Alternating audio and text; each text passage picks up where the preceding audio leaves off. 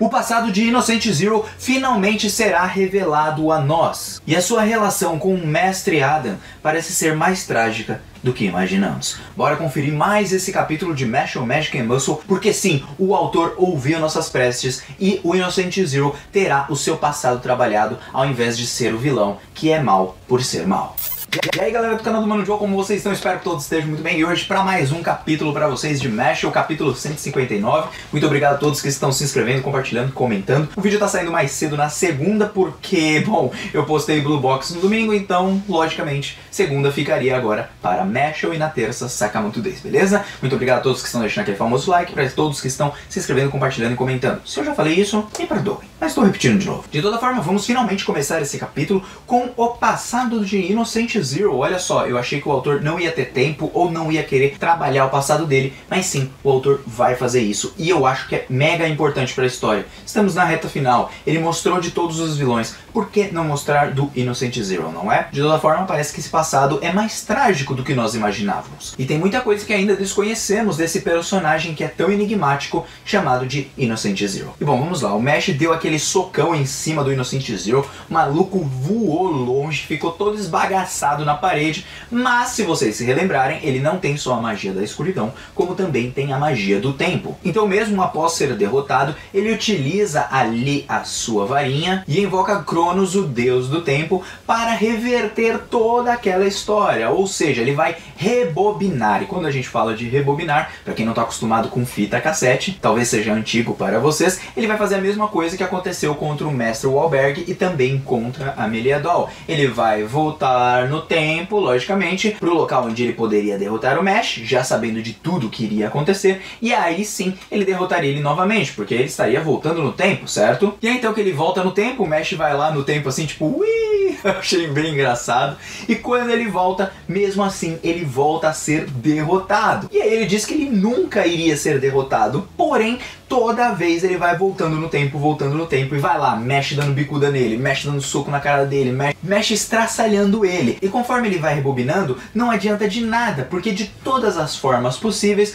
ele volta e é derrotado. Então não tem sentido ficar sendo imortal ou então voltando no tempo, se o Mesh ia bater nele todas as vezes. E nisso que ele vai pensando que o destino é imutável, ele começa a se lembrar do seu passado. E nessa lembrança dele do passado é bem interessante, porque nós temos ali o Mestre Adam, nós temos o Walberg do lado, que deve ser da casa Adler, né? Pra quem não se lembra, nós temos a casa Adler, Orca e Lang. E o Innocent Zero era da própria Lang, né? Aparentemente, o Innocent Zero era uma pessoa muito curiosa acerca da magia e do que a magia seria capaz. E ao que mostra nesse capítulo, o que acontece é o seguinte: eles eram ali como alunos e tudo mais, o Innocent Zero vai crescendo, mas parece que ele teve que matar o Mestre Adam em algum processo de suas descobertas do que seria capaz com a magia. E o que me deu muito a entender são duas possibilidades que pode ter acontecido no passado, porque parece que os erros e pecados do Innocent Zero nunca poderiam ser repostos, ou seja, nunca poderiam ser perdoados se ele não conseguisse essa tal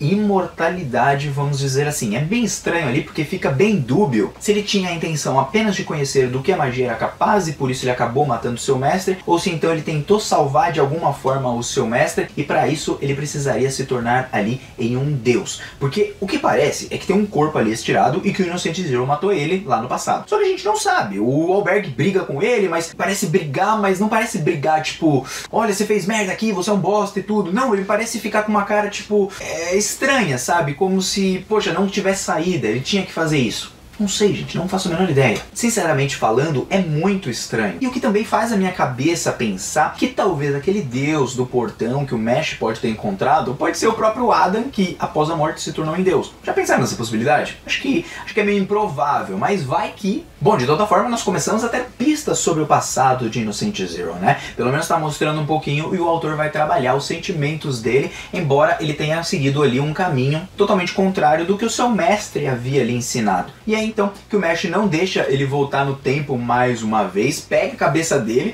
diz pra ele que ele não vai ter tempo fácil, ou seja, sem misericórdia pra você, e aí ele pega o Innocent Zero ali em um dos seus golpes de MMA, WWE, e aplica mais um golpe golpe no Innocent Zero, jogando ele no chão, destronando de vez, enquanto o Inocente pensa assim: putz, grila, como que eu posso perder pra essa criança sem magia? Bom, talvez seja porque o Mesh Van Dead é simplesmente o Saitama desse mundo. E bom, de toda forma, brincadeiras à parte, gente, o Mesh ele quebra o destino. Acredito que assim como o Asta em Black Clover quebra o destino. Por quê? Porque ele não tem magia. Um mundo regido pela magia não pode fazer efeito num cara sem magia, entende? Então trabalha ali um pouquinho desse conceito, claro que muito mais pelo lado cômico de Mashle, mas mesmo assim é algo interessante de notar. E eu gostei disso, porque aí nós não terminaremos no capítulo 160 como eu tinha dito. Nós vamos ter ali um pouquinho mais de tempo para ser trabalhado o passado do Innocent Zero, que o autor pode trabalhar em 2 ou em um capítulo só, porque ele trabalha bem rápido o passado das pessoas, mas espero que seja algo bem emocionante. Mas eu acredito que o Innocent Zero ele precisa morrer nesse final. Eu acho que ele não deveria ter um perdão para se tornar alguém melhor e tudo, papapá. Acho que ele deveria morrer de fato, porque a personalidade dele me parece de uma pessoa que não mudaria mesmo com o tempo.